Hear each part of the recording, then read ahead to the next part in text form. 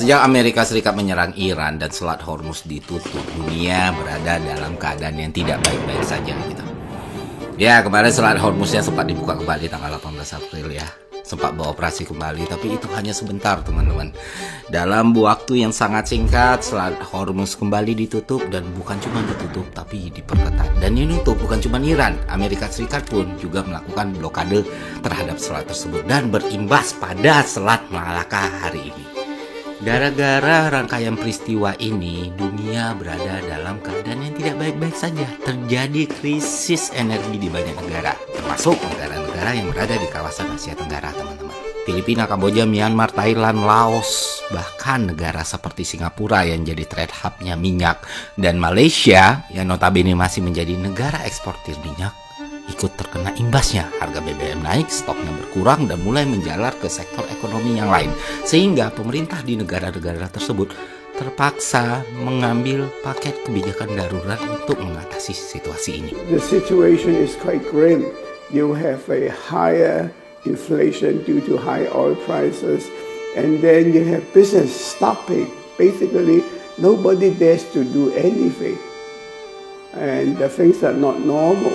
Tanking actually crashed. Nah, yang menarik adalah Indonesia ternyata hari ini jadi negara yang termasuk dalam pengecualian, teman-teman. JP Morgan menyebut bahwa Indonesia merupakan negara dengan ketahanan yang cukup tinggi terhadap krisis energi dunia yang terjadi saat ini, dengan tingkat ketahanan mencapai 77% atau peringkat ketiga dunia setelah Ukraina dan Afrika Selatan. Artinya apa? Artinya kita tidak berada dalam situasi yang sama dengan negara-negara yang tadi gue sebutin. Efek goncangan yang muncul dari krisis energi global itu relatif kecil berdampak pada Indonesia bila dibandingkan negara-negara tadi, teman-teman. Stok kita masih cukup, harga BBM relatif stabil, dan pengaruhnya kepada aspek perekonomian yang lain juga nggak banyak. Memang ada kenaikan harga BBM, itu ada, tapi itu diperuntukkan untuk turbo dan dexlat yang memang dari awal penggunaannya untuk orang-orang kaya, untuk mobil-mobil mewah. Tapi jenis bahan bakar yang banyak dikonsumsi masyarakat kayak Pertalite dan Pertamax, harganya nggak ada yang berubah, tetap sama kayak sebelum perang terjadi atau Selat Hormuz ditutup. Dan ini akan semakin kelihatan kalau kalian lihat komparasi harganya, teman-teman. Singapura tuh udah tembus 50.000, Laos tuh udah tembus 30.000, Vietnam, Kamboja, Filipina, Thailand itu ada di range 25 sampai 28.000. Dan saat ini Indonesia menjadi salah satu negara dengan harga BBM termurah di Asia Tenggara. Nomor satu tetap Brunei, ya beda gitu, beda. Tuh ini menimbulkan pertanyaan buat kita semua. Mengapa hal ini bisa terjadi? Apa penyebabnya? Haruskah kita optimis? Haruskah kita pesimis? Haruskah kita apatis? Patutkah hal ini kita apresiasi atau malah sebaliknya kita awasi dan kritisi? Dan semua pertanyaan tadi akan kita jawab di konten Prisimpil Ekonomi kali ini. Dan kita akan banyak sekali bicara soal makroekonomi. Jadi, selamat.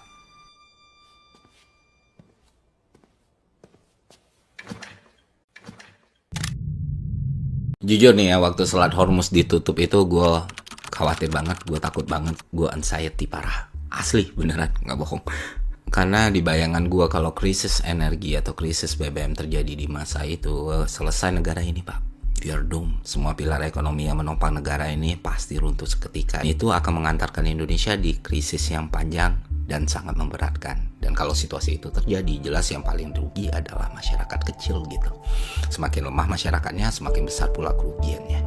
Nah, kenapa kekhawatiran itu muncul? Karena kalau waktu itu krisis energi terjadi, maka krisis energi itu terjadi berbarengan dengan musim lebaran di Indonesia. Yang kita ketahui, momentum lebaran adalah momen di mana Indonesia mencapai titik tertinggi mobilitas transportasi di dalam 1 tahun, teman-teman. Lebaran itu, teman-teman, selalu melahirkan yang namanya shock demand. Ya, karena di momen lebaran, transaksi ekonomi itu naik. Volume ekonomi itu naik, konsumsi itu naik, orang-orang belanja, orang-orang mudik, orang-orang ngirim duit, dan lain sebagainya. Dan akhirnya ini bisa dimanfaatkan sebagai booster ekonomi. Karena seperti yang kita ketahui, konsumsi di Indonesia itu menyumbang lebih dari 50% dari GDP kita. Artinya perannya sangat krusial, teman-teman. Kayak gue bilang tadi, bisa jadi booster ekonomi. Tapi booster ekonomi ini bisa berubah jadi killer ekonomi kalau backbone paling penting dalam semua kegiatan ekonomi tadi hancur. Backbone tersebut tak lain tak bukan adalah distribusi, dan yang jadi nyawa dari sebuah distribusi jelas transportasi. Nah, lu bisa bayangin kalau BBM kolaps di momen kayak gitu, distribusi pasti jadi sektor yang paling pertama lumpuh, ya kan?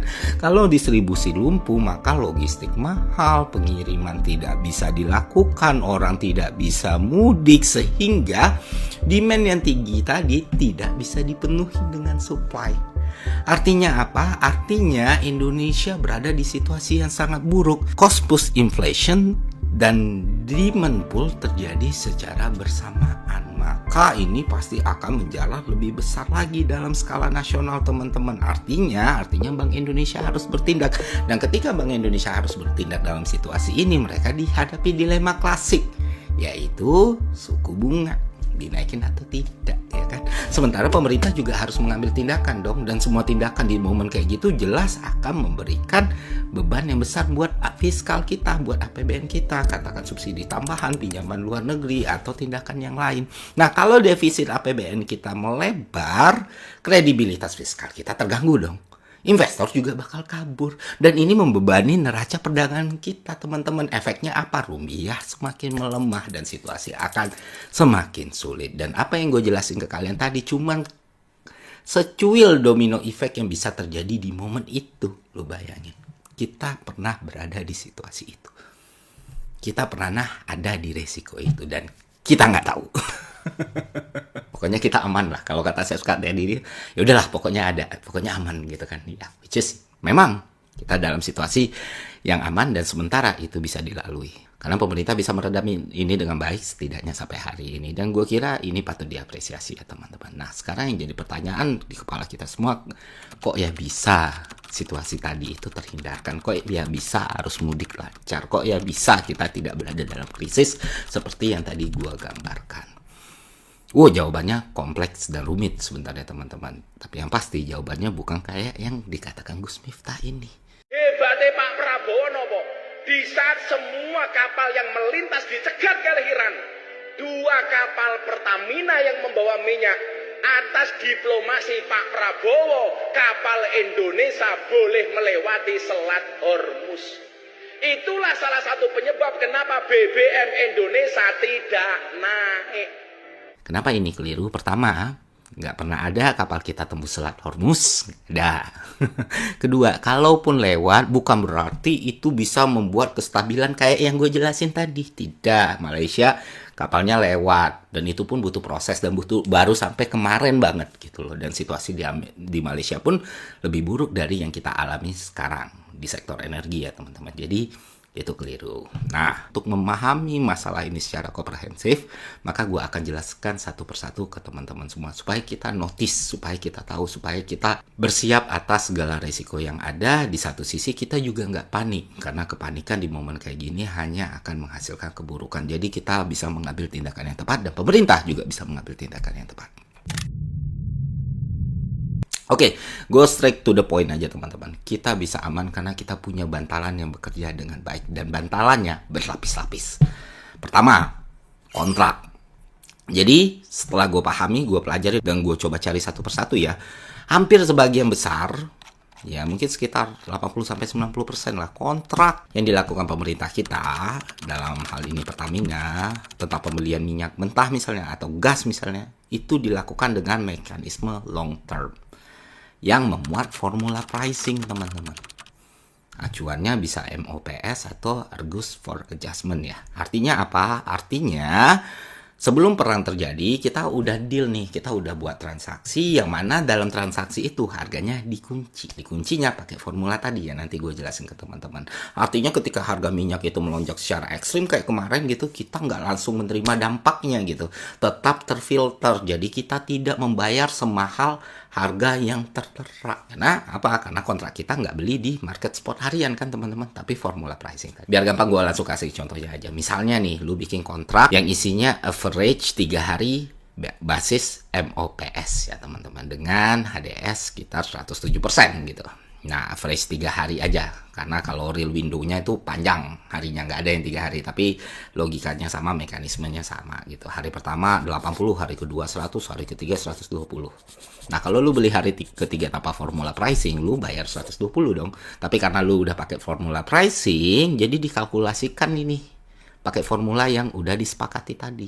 80 ditambah 100 ditambah 120 dibagi 3 dapat 100. 100 tadi lu masukin persamaan 107%. Artinya lu cuma membayar 107.000 bukan 120.000, dan jelas lebih murah gitu. Kedua, Indonesia itu punya SAL.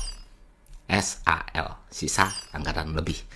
Sederhananya gini teman-teman, tiap tahun tuh kan APBN ada nyisa uang tuh, ya kan, ada kelebihan. Nah, kelebihan itu dikumpulin tahun per tahun, terus disimpan sama negara, di kasnya negara gitu. Yang dibuat untuk situasi-situasi yang mungkin tidak terprediksi, kayak krisis energi tadi.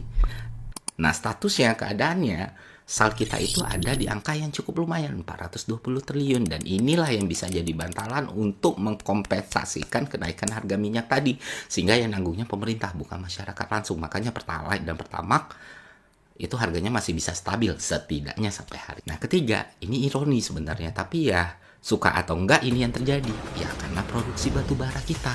Lu tahu banyak negara mengalami krisis karena ketergantungannya kepada minyak dan gas itu lebih besar dari kita, teman-teman. Di berbagai negara mereka nggak punya apa-apa, mereka nggak bisa menghasilkan apa-apa, dan mereka nggak punya batu bara. Jadi untuk listrik mereka bisa nyampe itu ya, mereka butuh minyak dan gas gitu. Di Indonesia kan tidak, kita punya diversifikasi. Banyak pembangkit listrik kita itu ditenagai oleh batu bara tadi, dan produksi batu bara kita itu melimpah, teman-teman, 790 juta ton. Gila nggak lu? Dan melalui DOM 250 jutanya kurang lebih itu digunakan untuk kebutuhan domestik kita, salah satunya listrik tadi. Sehingga beban atau kebutuhan kita pada minyak atas industri dan listrik ini tidak sebesar negara lain. Dan itu juga yang menyebabkan negara lain goyang banget, kita masih relatif stabil ya. Harga stabil, harga listrik belum mengalami kenaikan akibat krisis energi ya. Nah, kelihatan aman, kelihatan baik-baik saja, kelihatan senang-senang saja? Tentu tidak, tunggu dulu. Kalian harus mencerna ini secara komprehensif. Karena apapun yang tadi dijelasin, bantalan-bantalan tadi sifatnya temporary, bukan solusi permanen. Dan kita butuh solusi yang lebih mengikat lagi, lebih permanen lagi, lebih pasti lagi. Bukan cuma sekedar bantalan. Yang kita butuhkan sekarang bukan penahan rasa sakit. Yang kita butuhkan sekarang obat. Kenapa demikian? Karena ketidakpastian atas krisis ini, atas goncangan kayak gini, itu berada di level berbeda dari sebelum-sebelumnya, teman-teman. Gak bisa benar-benar diprediksi. Lu bayangin Selat Hormuz hari ini buka, besoknya tutup, coba. Jadi ketergantungan kita itu ya memang harus dikurangin. Dan di momen kayak gini pemerintah kita harus benar-benar mencerna atau melihat situasinya dengan tepat. Karena salah langkah sedikit saja, keadaan yang relatif stabil ini bisa berubah seketika gitu. Balik lagi, itu semua bantalan, belum solusi jangka panjang. Yang kita harus pikirkan adalah solusi. Nah, apa saja sekiranya yang bisa dilakukan pemerintah menghadapi situasi seperti ini? Kita coba berikan beberapa opsi dan solusi. Pertama, perubahan mekanisme subsidi. Subsidi harus dibuat targeted, bukan universal. Semakin spesifik, semakin bagus, teman-teman. Jadi jangan sampai yang menerima subsidi itu adalah masyarakat yang mampu, sedangkan masyarakat yang kurang mampu harus menanggung akibatnya. Nah, ini berlaku bagi seluruh subsidi ya, termasuk subsidi BBM. Karena yang jadi masalah adalah banyak sekali orang-orang yang seharusnya tidak menerima manfaat subsidi, tapi mendapatkan keuntungannya karena sistem yang universal tadi. Makanya harus lebih targeted, lebih harus spesifik. Dan ini harus diperbaiki lagi supaya kita lebih tahan, ruang fiskal kita lebih luas. Kedua, restrukturisasi anggaran ini perlu banget karena kita berada dalam situasi yang penuh dengan ketidakpastian. Balik lagi, ruang fiskal kita harus bisa fleksibel, harus bisa prudent, harus bisa adapt dengan semua situasi yang terjadi. Dan kalau kita punya beberapa program yang multipliernya rendah tapi beban APBN-nya besar, nah itulah yang harus dievaluasi dan perbaiki. Contoh paling gampang, MBG. Jelas, teman-teman. Kalau gue pribadi ya, Gue pengennya itu program dihapus saja. Tapi ya kalaupun memang nggak bisa, maka lakukanlah dengan cara yang terbaik dan mekanisme yang terbaik. Mekanisme yang terbaik dan cara terbaik seperti apa? Yang efektif, efisien, transparan, dan optimal. Sama kayak subsidi tadi, seharusnya tidak dilakukan dengan konsep universal, tapi targeted. Diberikan kepada yang memang benar-benar membutuhkan, bukan diberikan kepada orang yang makannya berlebihan. Orang-orang kaya, orang-orang yang cukup. Sementara orang-orang yang tidak kaya dan tidak cukup itu masih banyak di Indonesia. Di daerah-daerah terluar, di daerah-daerah tertinggal, masyarakat miskin dan kurang mampu. Nah, MBG kalau memang masih mau dipertahankan harusnya difokuskan kepada kelompok masyarakat tadi, sehingga beban anggarannya bisa lebih diperingan, pelaksanaannya lebih transparan, dan lebih memberikan ruang buat fiskal kita gitu loh Pak. Menurut saya ya, gue pikir ini harus dipertimbangkan mengingat ketidakpastian yang terjadi dan kondisi ekonomi global sekarang. Jangan sampai malah program unggulan pemerintah jadi beban paling besar pemerintah juga. Terlebih lagi kalau kita melihat bagaimana tindak tanduk BGN sekarang ya. Dari mulai motor listrik lah, mobil impor lah, sampai IO yang ya berapa tuh biaya ratusan miliar itu kan nggak perlu Pak dan nggak guna. Dan seharusnya di situasi seperti ini kita lebih sensitif gitu. Ketiga, yang perlu teman-teman ketahui ada masalah di Indonesia itu adalah penyimpanan cadangan energi kita itu masih kecil dan terbatas. Nah, sementara bantalan-bantalan tadi itu masih berfungsi, seharusnya kita atau pemerintah Indonesia itu melakukan optimalisasi untuk memperbesar cadangan yang kecil dan terbatas tadi sehingga bisa muat lebih banyak dan kita bisa juga lebih aman. Mumpung bantalan kita masih bekerja nih, apa salahnya kita tambah, kita perluas, kita perbanyak. Jadi kalau keadaan semakin buruk, stok kita sudah siap. Nah, selanjutnya ini lebih teknikal ya teman-teman. Kita harus memanfaatkan teknologi yang ada. Dan bukan cuma memanfaatkan, tapi mengoptimalisasikan gitu. Dan sebenarnya teknologi yang ada ini cukup menjanjikan teman-teman. Jadi gini, kita punya dua hal nih, EOR sama RFCC. Oke, kita bahas satu persatu. EOR itu teknologi untuk mengeluarkan minyak yang sebelumnya tidak bisa naik sendiri ke permukaan. Nah, dalam dokumen resmi SDM, EOR memang disebut terang-terangan sebagai salah satu alat utama untuk menaikkan cadangan dan mendukung produksi, sama eksplorasi dan optimalisasi existing sumur yang sudah kita gunakan gitu. Nah, selanjutnya RFCC. Jadi RFCC itu teknologi yang membuat pengolahan minyak di Indonesia, di kilang-kilang minyak Indonesia itu jauh lebih efisien dan efektif serta optimal teman-teman. Jadi residu minyak berat yang sebelumnya terbuang atau tidak terpakai atau nggak ada azas manfaatnya, ada nilai ekonominya, bisa diolah jadi BBM berkualitas tinggi dan gas, sehingga itu membantu banget ketersediaan dan supply yang ada di masyarakat kita. Kedua teknologi ini pemerintah udah ada.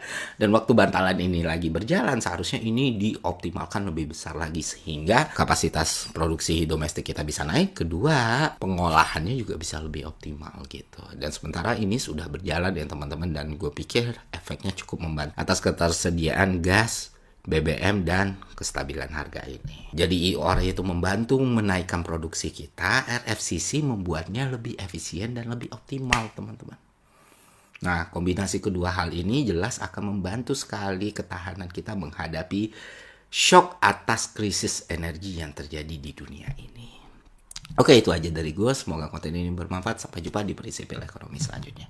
See ya.